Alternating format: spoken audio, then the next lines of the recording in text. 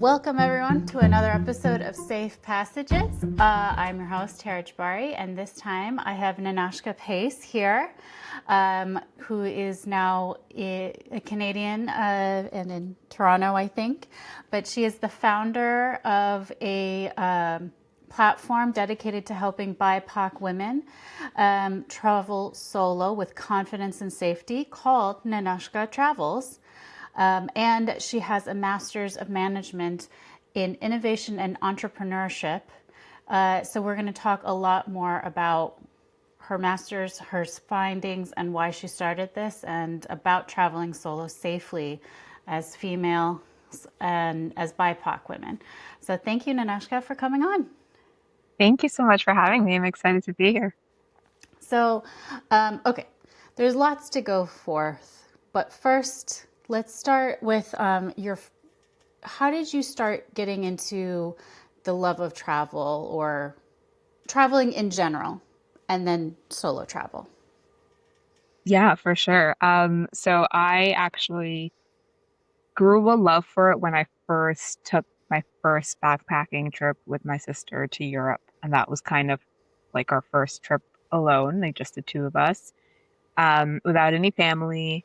And we went with to go meet a few of our friends, and that was like our first trip where we took just a backpack and just kind of went. And then ever since that, I got kind of hooked on travel. I was 17 at the time, Oh, and I really wanted to do a semester abroad when I was in my undergrad. So I ended up doing one in New Zealand. And after that, it was like just downhill from there. I just absolutely fell in love with travel. I had such a passion and love and like obsession for it, and I just wanted to do more of it. But the thing with this obsession is that you don't always have people to go with. You're not always going to be mm, able to find someone to go with you. So I just was like, okay, I guess I'm just going to go by myself. And I didn't realize until after I came back, like all the um, comments and questions I was getting, that this was not something that people do a lot. Like you don't just kind of go travel by yourself and do it in the amount that I was doing it. And so it started like as like a, oh my God, what are you doing from people? And then it got to like more of a curiosity and more people wanted to be able to do what I was doing. And now I've gone to quite a few countries, like almost, I think over 35 now, if I'm counting right. And counting, but most of them have been solo, and I kind of just had this bug. I just wanted to travel and meet new people and go from there. So that's kind of how it all started. what kind of questions were people asking you that you were like, oh, what I'm doing is not normal? Yeah. A lot of the questions were like, oh, like how do you afford this? Or aren't you worried for your safety? Or like, what is your family thinking about all this? What's your plan for your life? All of these questions kind of came up. The biggest one, though, I would say is always about safety.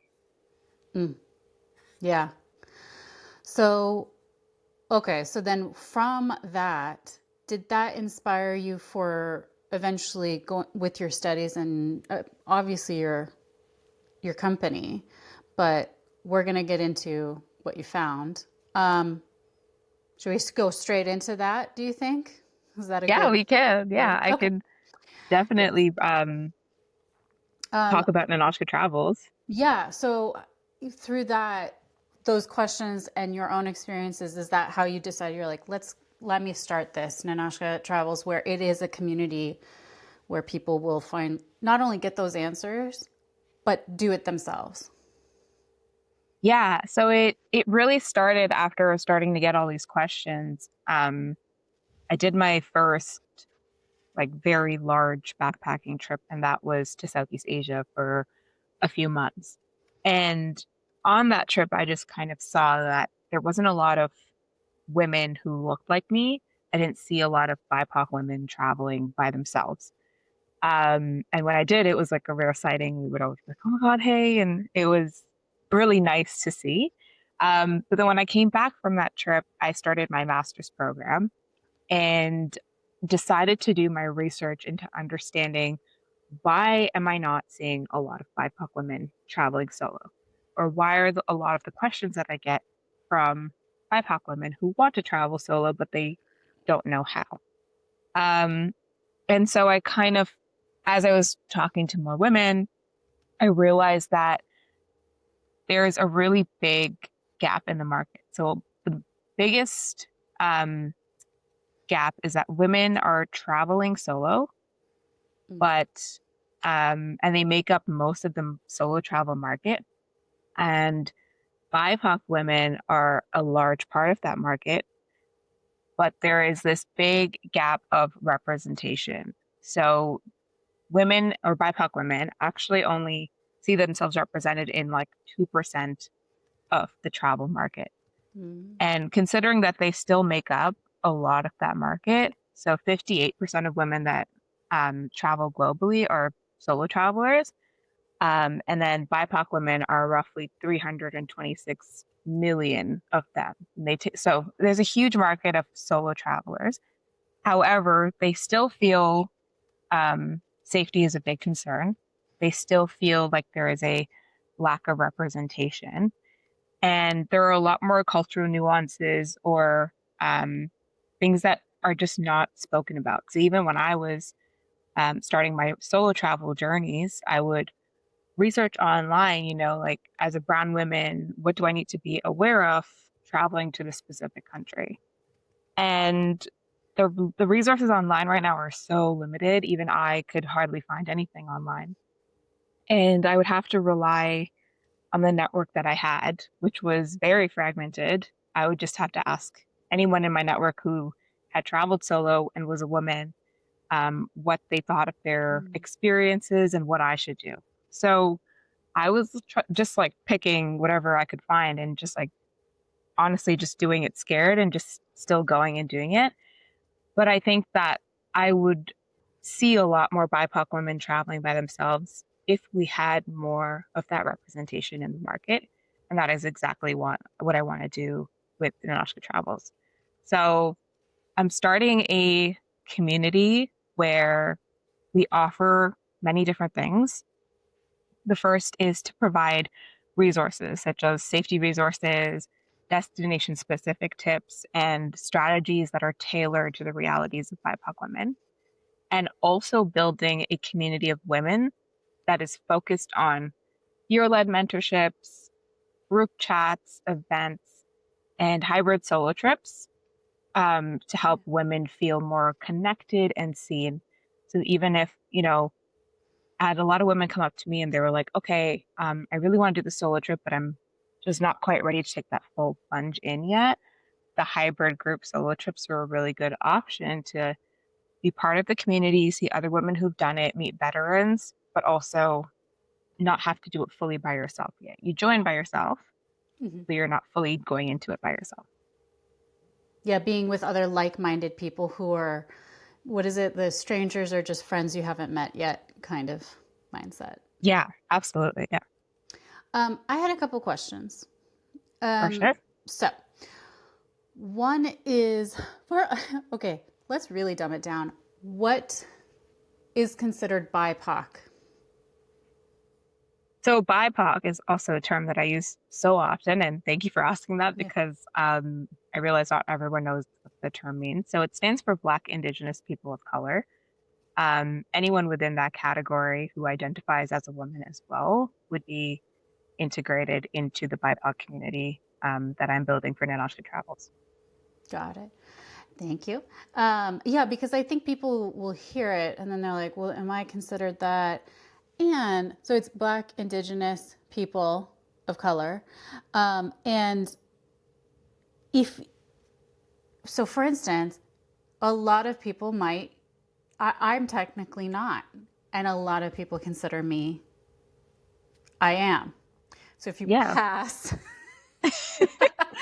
um, it, how does that affect or Yeah. So that matter? I feel like there's a lot of overlap with women in general or Mhm. Caucasian women.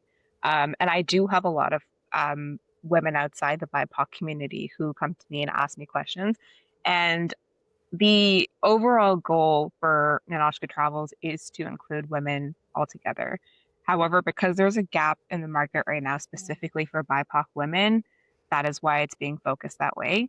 We don't turn around, any allies that are outside of the BIPOC community.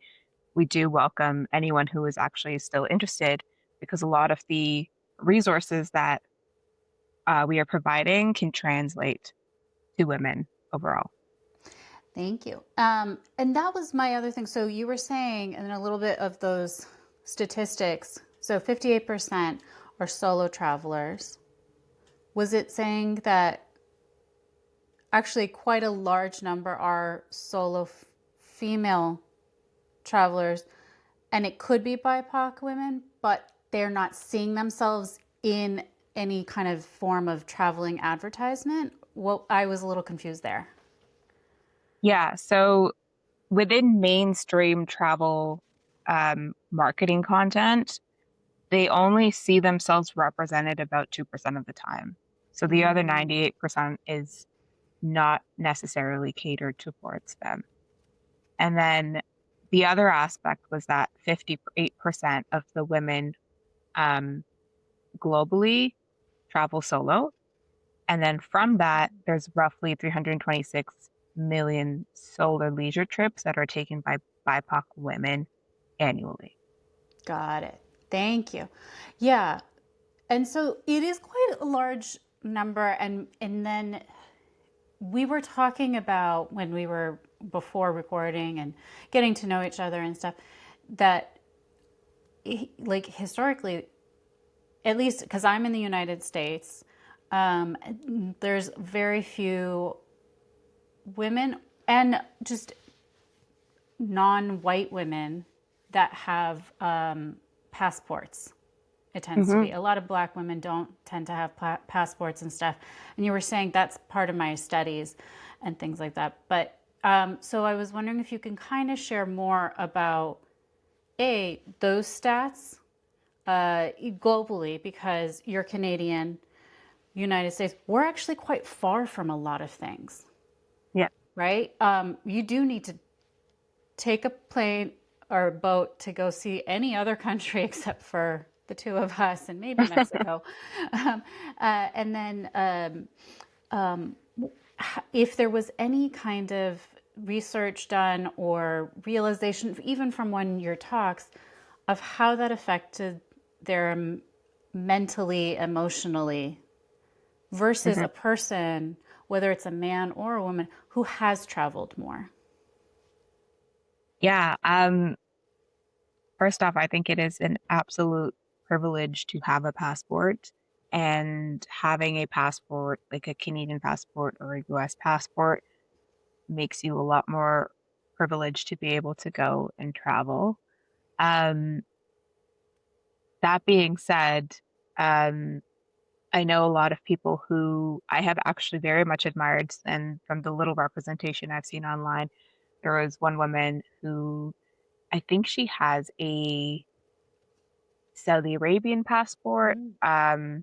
and she found it a lot harder to travel around the world with that passport. However, she's making that happen and she's trying to see every single country in the world.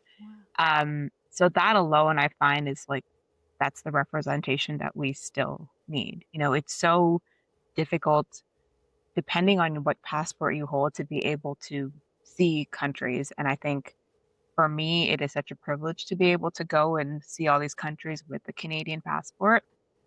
But we like definitely need to keep that in mind. And I want to say that, don't let that stop you from like achieving your dream to be able to go and explore. I feel like the biggest takeaway from this and to help other BIPOC women travel is to just learn from environments that are different from your own. And that can even be just traveling locally in your own country and seeing how other people operate, right? It doesn't always have to be an international trip. I think the curiosity is the biggest takeaway here. to always stay curious about what other people are doing and how other countries or other towns in your country are operating. So I absolutely do hear that. Absolutely do hear that how it can be a like a barrier or a psychological barrier, and I think that is definitely one of the resources that I'm trying to build with Ninoshka Travels. Again, it's a community, and the resources are not just built from my perspective, but it's built from the entire community.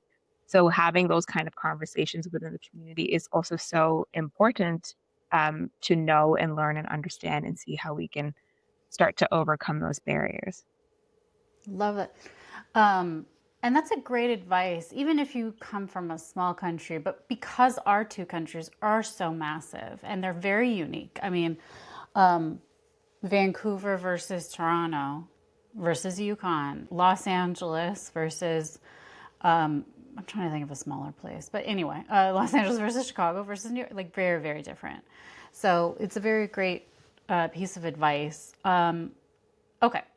Yeah, I even from people in the States, like you still have access to a lot of places like Hawaii, Puerto Rico, El That's true. Salvador that you can go to without your passport, right? Yeah, So that is also very fortunate of everyone who lives in the United States as well.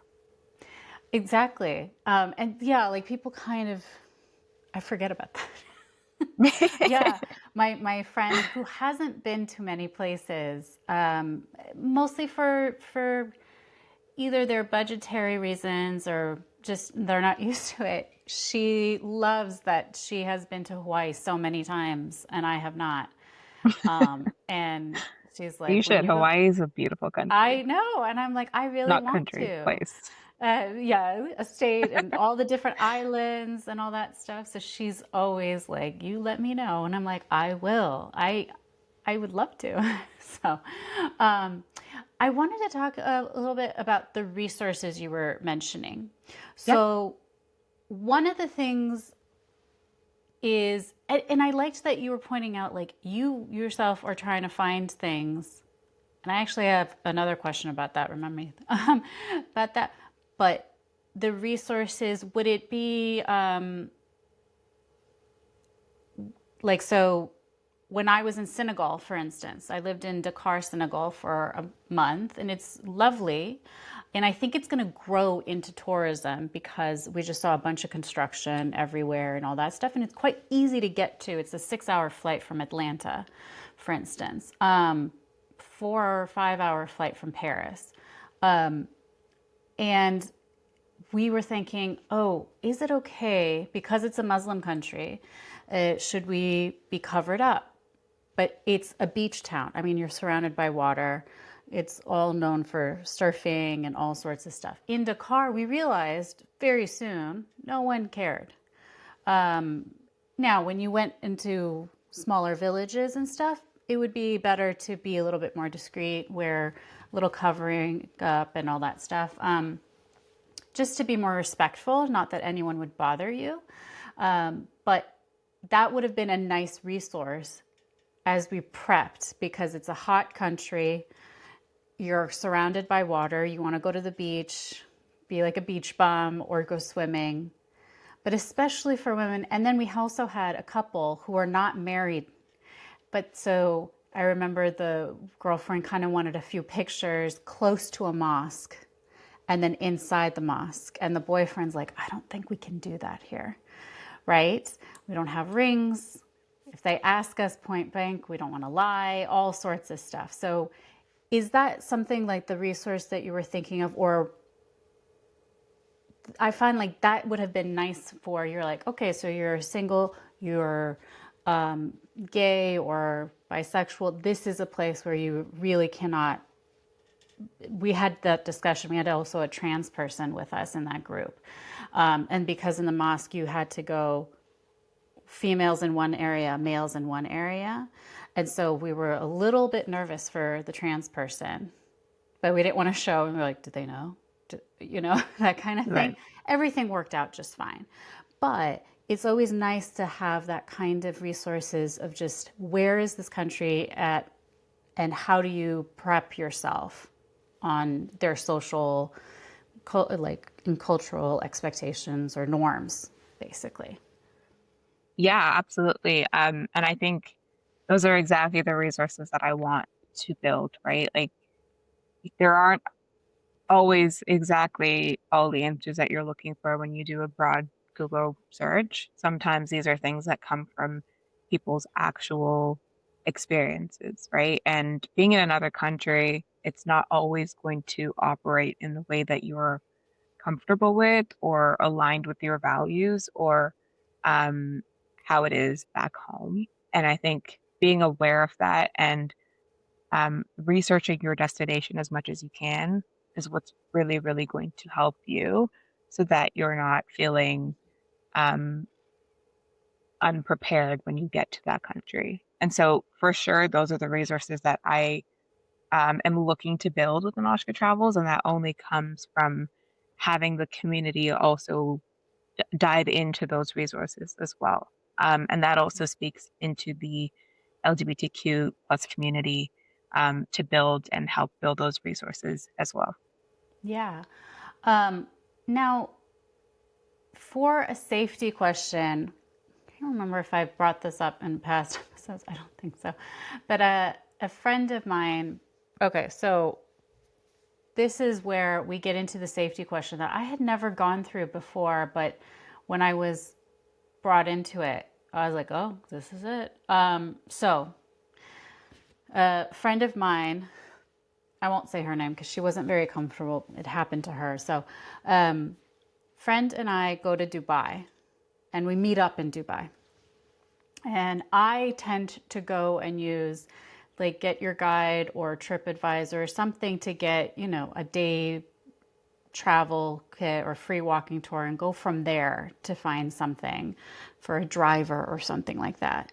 But she's like, no, no, no. I found someone gave me this advice or something like, oh, she went to Oman first. And another female solo traveler gave her the advice of a great guide in Oman. Guy was great with her. She's in the middle of the desert. This guy could do whatever he wanted to her. Didn't do anything. He was very much a gentleman. When she was coming to Dubai, her taxi driver in the States was saying, oh, my buddy is a driver for tourists, so use him. And so then she's like, great. So she's like, Tara, I got this. And I'm like, all right, you got this. I'll meet you there. And you've already been adjusted because you're in Oman, and I'll be all loopy because of the time difference and all that. Then we get to it. The guy was okay. And he's like, if you want, I'm doing a desert tour with a couple other people. And we're like, all right, let's stay with this guy. And then the other people, he comes to pick up the other people, and they are from Russia. Then things get a little weird. It's the AV motorcycle, whatever thingies are. Now, I hate them, so I was like, I'm not doing that. But my friend's like, I don't know. And he's like, come with me. You'll drive on my thing, on my IV, and it'll be fine. And I'm like, all right, we've been with him for now 8 hours. We kind of trusted him, and we're in an area in the desert with like the whole tour guide and stuff like that. So they go off, and in an hour, everyone comes back, and I'm like, everyone have fun, and the Russians were having fun and all that stuff, and we're off. And my friend proved to me that my Spanish is terrible because she was trying to tell me in Spanish. But eventually she just texted it to me that he grabbed her breast and made a move on her and all sorts of stuff when they were a little further away in a distance and kind of alone. And she said, no, I don't want to. And it was not comfortable at all for her. So I said, okay. So she's like, so just make sure I'm never alone with him. I'm like, got it. And for the whole time, she was always in the front seat with him. We switched. And so that she didn't have to be alone with him, and at least in the front seat. He wouldn't have physical access to her. But I went and he's like, oh, you guys changed. I'm like, yeah, I wanted to see the front seat. I've been in the back the whole time because I didn't want to make it obvious for him. I don't know the 911 of UAE.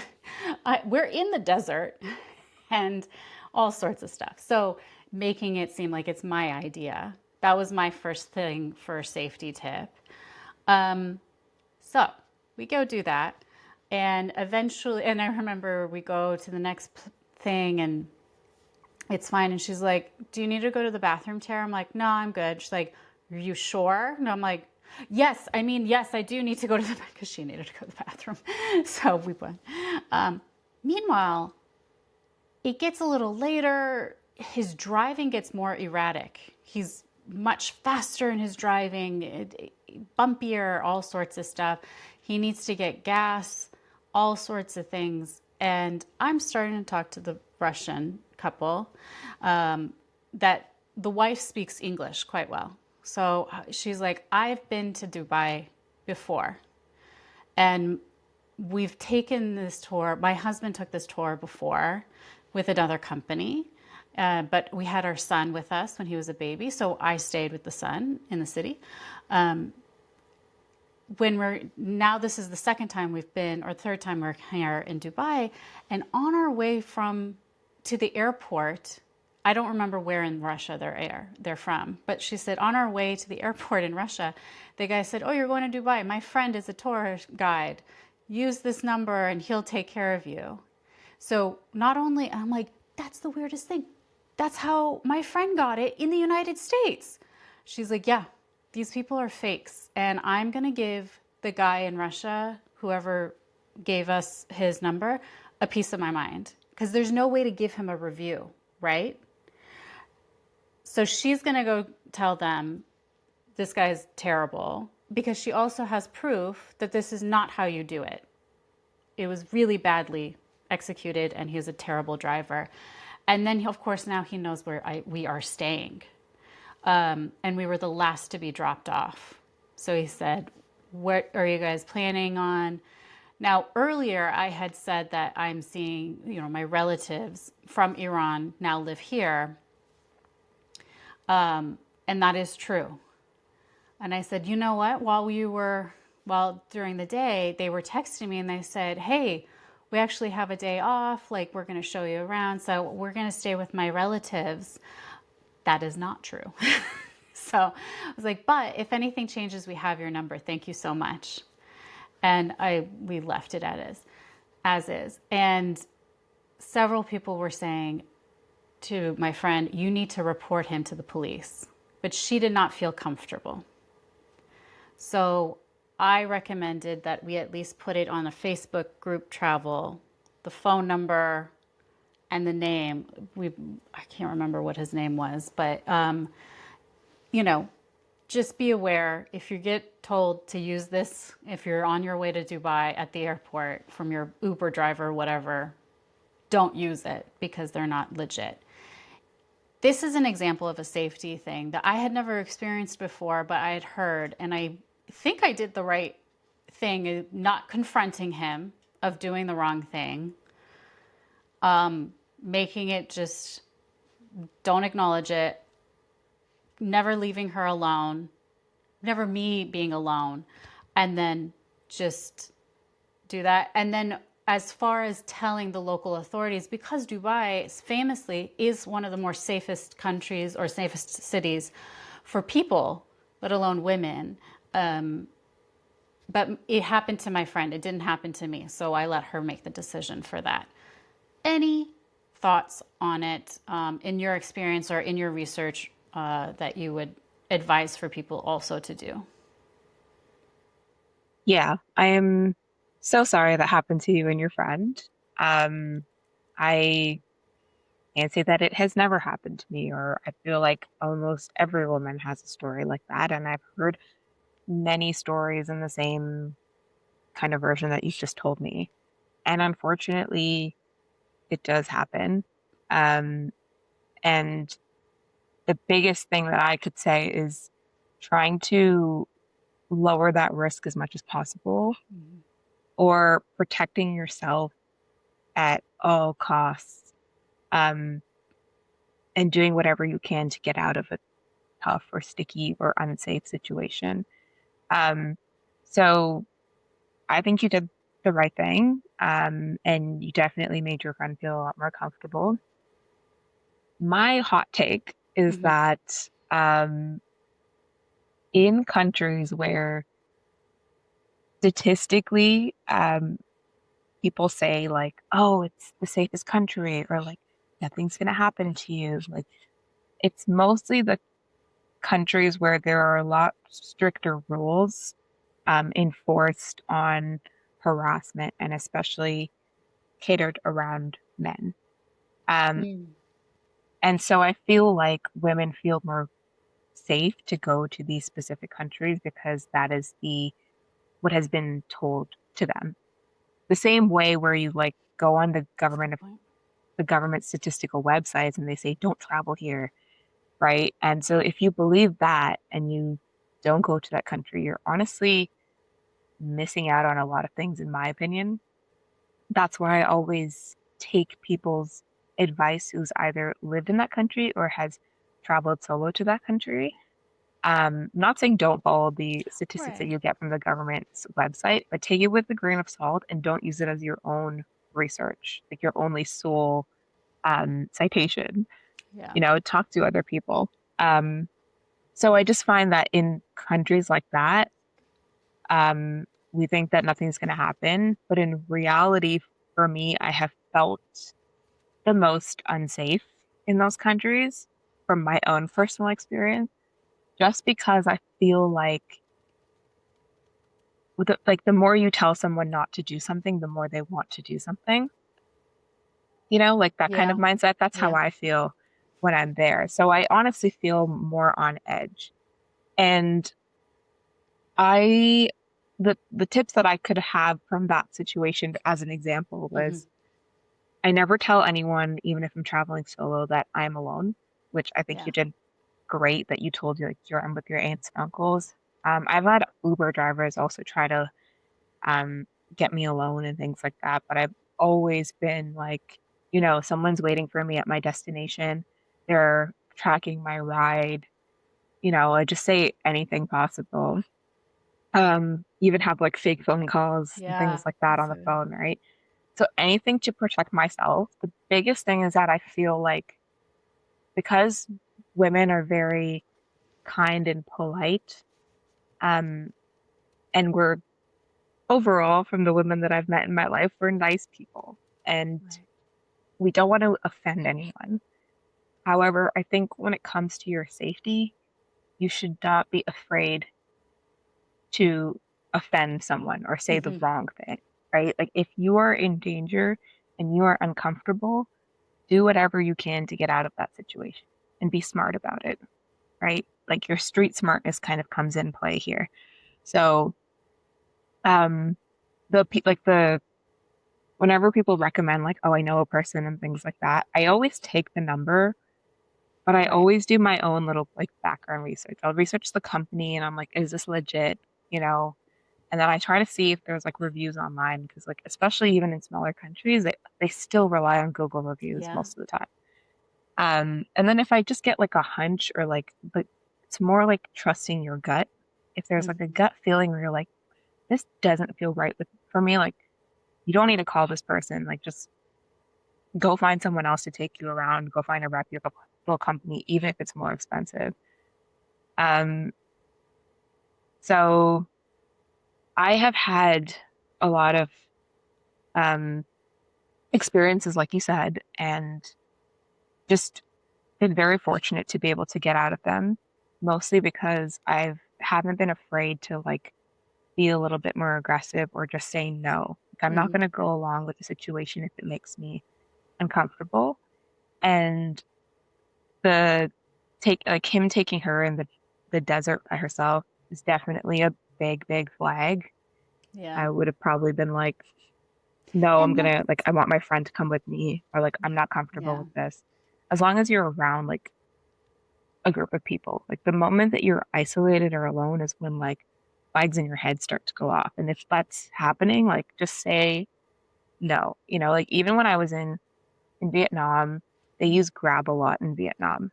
And so I had just landed in Hanoi, and there are a bunch of like taxi drivers outside waiting to give you a ride to wherever you are.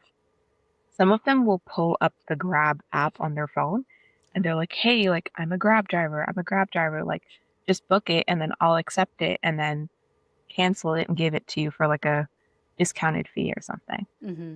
Which they explain it really quickly so you don't fully understand what they mean until you do it. And then I was like, okay, like as long as it's through the app, I'm okay with that. Like as long as you're like a registered driver through the app, like Exactly. Uber, I'm okay with it.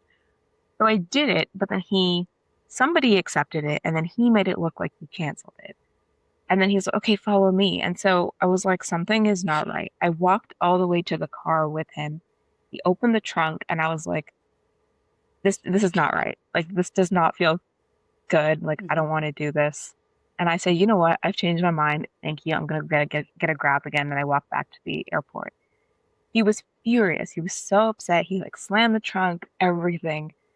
But at that moment, I was like, I don't care. Like, I'd rather not get into his car than like risk him being upset at me. Like, I'm still in Yeah. a public place. I still feel safe and I'm still in control of what I do. So I just said no and I just walked away. And I think um, being with your friend, like, she was also very lucky to have you. Um, but I would also never ever try to be alone with a man like that. That was the thing. I was like, damn it, you won our trust. Yeah. And Yeah. because it was like an arena kind of thing of the desert, we were like, well, we'll see them. But Yeah. it was the fact that he also probably knew where to go for Yeah. And I yeah, think and that's the hard even part. in those situations when of course you feel like you've won his trust or he's won He was your one of trust trust, actually, yeah. sorry. um Being prepared with like any kind of anything like self-defense things. My friend actually, she has a Kubaton, like a very small Mm, portable one that she kind of travels with, um in case anything ever happens. I don't know if you can travel with pepper spray, but I know lots of girls no, travel I with don't pepper think spray. anymore, no. um but anything honestly that you can like always have on you to protect yourself. Some women also like my backpack has like one of those whistles. um but I think they're like that's always like your last resort if you Yeah. like really like are in a really tough situation, right? Like you're using self-defense. And honestly that was one of the community events we did because safety was such a big concern, especially for women. So we did a self-defense class with one of my friends who does what does she do? Taekwondo? No, she does not do jujitsu. Oh, So she taught the class and she was giving us a lot of um safety information and tips as well. Like don't walk with lots of things that I've also like done myself. Like she will never walk with headphones in her ears. I I do can't it. do that. I need I do music or something. this. I do Yeah. these, So I was like, well, what if but you I just have still like get scolded. They're like, "Don't do that." I'm like, but I have podcasts to listen to. yeah, yeah. So I mean that's what I guess we have that argument all the time is that like, I like to listen to something, I like to listen to a podcast, I like to listen to music. So I Hmm. think compromising on like having one out and still being very alert of your surroundings Yeah, um is really, really key and important. And she also likes to have her hands free as much as possible. yeah, that's Um, a good one. Me being a content creator, that's also very difficult. But the main point is that you're always vigilant of your surroundings and aware of what's going on around you. Yeah, and they always say your voice is the most powerful weapon. Yeah. So if anything, you just get louder, and so that people notice you. Because if, Yeah. Get for instance, comfortable with that being cob loud. guy, the grab cab guy in Vietnam, you're like, never mind, thank you, um, and all that stuff. Because then they're like, well, she doesn't want him. We can at least get her. Right. But at least then Yeah. you have that kind of support of we're like, oh, we'll see, I Yeah. gotta go. The majority of the time, they want someone easy, right? Who's not Yeah, going to and make a you're being fuss or difficult. anything. That's true. And yeah. yeah, if you're being loud and they're like, oh, this is too difficult. That's a good point, and that's another thing. And not being difficult, as in like trying to fight back or anything like that. It's Hmm. there's a couple other things. I have an aunt who travels a lot, and one of her biggest tips is when the hotel says out loud my room number, Hmm. I say, nope, you have to give me Yeah, a new one because I yeah, don't know who else heard it. yeah, absolutely. And I was Yeah. like, really? And she's like, yeah, you don't know who's listening, who's been at the lobby waiting for their next target, not to, not because you're hot, shit to like rape or anything, but it's where's her passport? Where's her laptop? Where's it? And they do tend to target women, Hmm. physicality and all sorts of stuff that they think they can take Yeah. them and all that stuff. Or they'll watch our room to see, oh, now she went out to dinner. I can get into the room. So I demand it. I was like, and they're like, well, we don't have any other room. I'm like, well, I'll wait because you were not supposed to say that out loud. Hmm. You should know better and all sorts of stuff. So I was like, that's a great tip that I never thought of before. Yeah, absolutely. And there are also a lot of safety kind of little tools and equipment that you can bring with you on your travels. I know a lot of women travel for business as well, so they Mhm. are usually in their hotel rooms by themselves. So you can get like door stopper alarms, Mhm. and there are so many like tips and tricks of like covering the peephole, Yeah. right? I always check for like double mirrors or if there's like hidden cameras in my hotel room Yeah. as well. And that's kind of like the routinely check that I do, but like every time I check in. Um, but yeah, I've even in a hotel room, like I'm always so vigilant of like who is around me. That's the number one thing, and that's one of my. I'm terrible with directions, so I always have my maps figured out before I leave the Wi-Fi area. Take a screenshot, and then at least for the first few steps, I'd be like memorizing it like it's a test, Hmm. right? Then put it away because I need to not look like the tourist that's Yeah, trying to follow the yeah, directions. yeah, absolutely. And I think that also comes with safety is that, sometimes you want to be loud and sometimes you also want to blend in. London. So trying to look like a local as much as possible, especially when you're alone, is going to help you a lot. Like checking directions in advance, and then even if you have that one AirPod in, it can like tell you the directions. Yeah. Oh, And that's a good also point. investing in an eSIM and always having access to internet. I think is probably the most powerful tool and the thing that helps you travel so easily now. Like I don't even know if I'd be able to travel solo without um It's a lot the harder. tools that we have now, right? Yeah. Like so many people I know who've like traveled by themselves all over the world with just like a foldable map. Like I don't know how they did that, but Yeah. I really respect that. But we have a lot of tools now that are available to us that can definitely help us be safe and travel a lot more smartly. Is that a word? Yeah, I think so. Smartly. I'll allow it. All right. So, Nineshka, what is some things that we have we not touched on that you wanted to touch on? Yeah, As we I wanted to kind of go back to a lot of the comments or the questions that I get sometimes, or have had a lot of BIPOC women tell me. And the big thing that I've also noticed is that they're like, oh, well, like I can't, like there's a lot of family ties that are involved. Like I can't leave my family and just go travel and enjoy myself. Um, my immediate reaction is why not? Um, but I understand that everyone has connections to their family, and it's a lot more difficult depending on your situation. Some people Mhm. can't leave their parents because they're older, or they have kids, or they have family, or it's just not something that is done in your specific culture for you to go and travel by yourself. And those are hard conversations to have.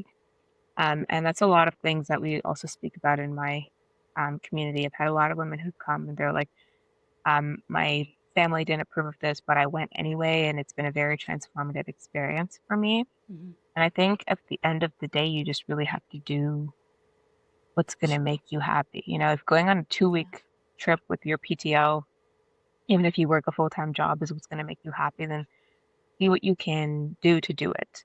I agree. Even my family has been always more worried about my safety. They have never said, like, don't go anywhere. It's more they have been afraid for me and wanted to make sure that I have been okay. So I think if you're having that conversation with your family, it's so important to go in with a plan, right? My Mhm. mom will go in and will start reading me government statistics off of their website, and I'll come in with more of a plan of like, this is who I've spoken to that has gone to this country. These are the things that I should be aware of. This is where I shouldn't be staying. This is where I am staying. And I'll send her my entire itinerary and come with actual like backed data so that her anxiety is lowered. And then I can go on this trip feeling a lot better that Yeah. my family is also like, okay, she's fine. And that also comes with the autonomy that solo travel gives you, right? Is that no one else is looking out for you when you're abroad. It's you need to have your own back. And I think that also comes with a lot of the planning that you do beforehand, having those conversations with your family and telling them and ensuring them that reassuring them that you have a plan and you have a contingency plan in place. And if things go south, this is what you're going to do. Yeah.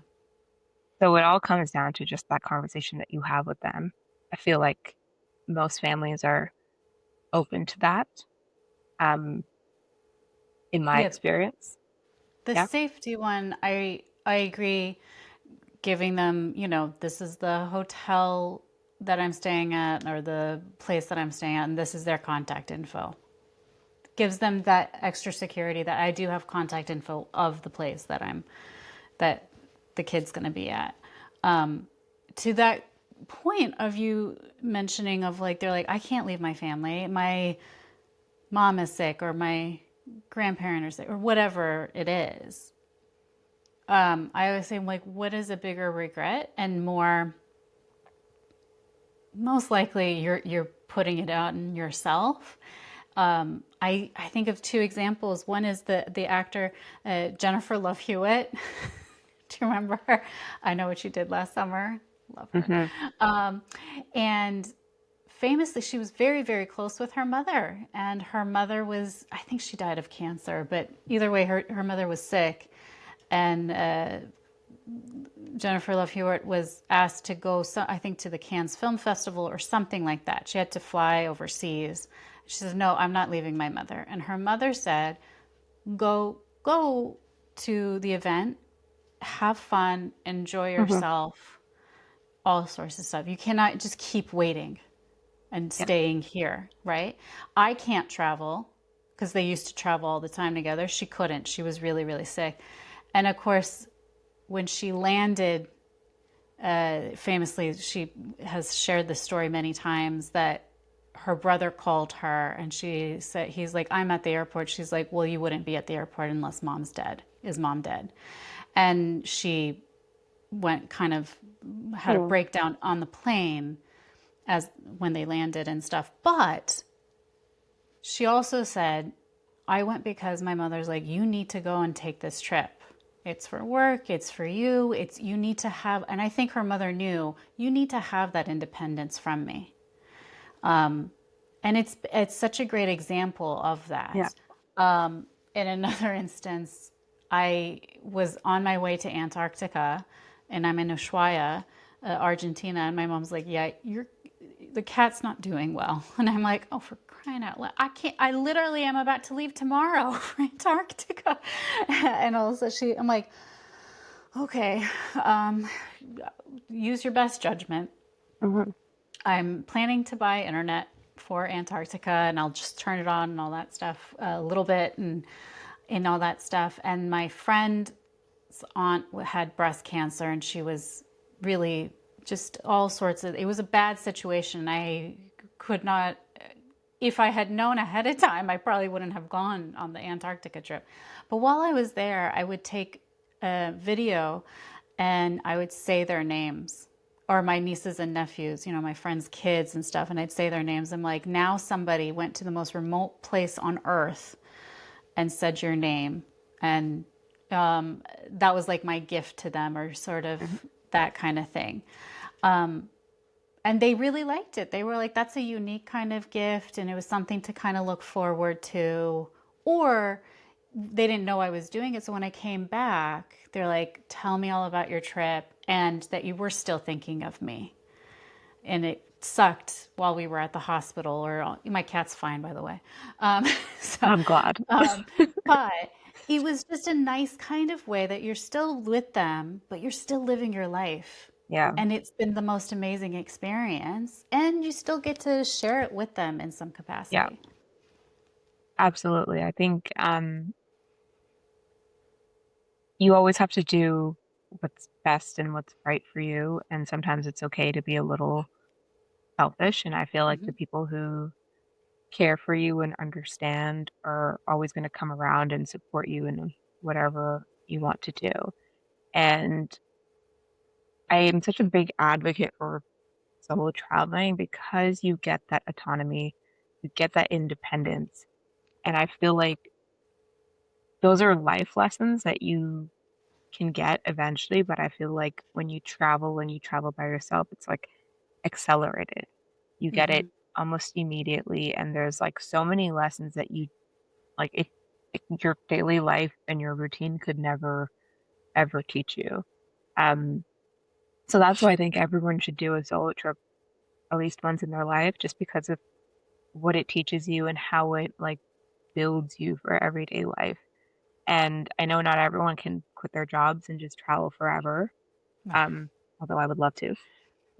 But just even doing like that small trip, going for a week, going for 2 weeks. If you can do 3 months, that's incredible. If you can do a year, that's even more incredible. But like whatever you can do, like just go and do something for yourself, regardless of what other people are going to say. And I think in general, especially when I first started traveling solo, it's more people would project their fears onto me. So I Hmm. started to think of it more as like, am I actually scared? Do I have this fear of going and traveling, or doing this big thing? And it never came from internally. It always came from other people projecting their thoughts and their opinions on me. And while some of it was from concern and some of it was from jealousy, I had to take it as, okay, this is something that I want to do. I am not scared. I feel prepared. So why should other people's thoughts and opinions or fears affect me? So it's kind of like hearing it, but then also just repelling it and bouncing it back off, knowing yourself, knowing your values, and understanding that this is not the reality of your situation and why you're choosing to do things. And so I feel like that's a big life lesson for anything, right? Hmm. And again, you learn that when you travel solo. If you want to start a business or you want to like go do something creative or do a dance class, I think that all stems from the same thing. Everyone's gonna be like, well, you can't do that, or like, why are you doing that? That's so weird. But that's all like it's just a projection of what other people's internal fears are, and it's Hmm. not a reflection on you. Yeah, that's a great point. Well, thank you. So, how can people, and I'll share it in the show notes, but how can people get in touch or get part of the community of Ninoshka Travels? Yeah, I have my Instagram, Ninoshka Travels, and I also have a BIPOC solo female traveler community on Facebook. I will send you all the links and we'll link it down below, so you can join that. 2026, I'll be launching my membership portal for BIPOC women, and that's also going to include all of the resources that we discussed today, all the group trips, all the community events, and also resources that are separate from the membership as well. But that will be on my website, ninoshkatravels.com. But if you have any other questions or you're a brand and you want to collaborate, like please email me at hello@ninoshkapais.com. And I'll also have a lot of the resources that I use while I travel, any apps and tips and yeah, anything else that I forgot to mention, but I'm sure we forgot a bunch of stuff. There's so many things.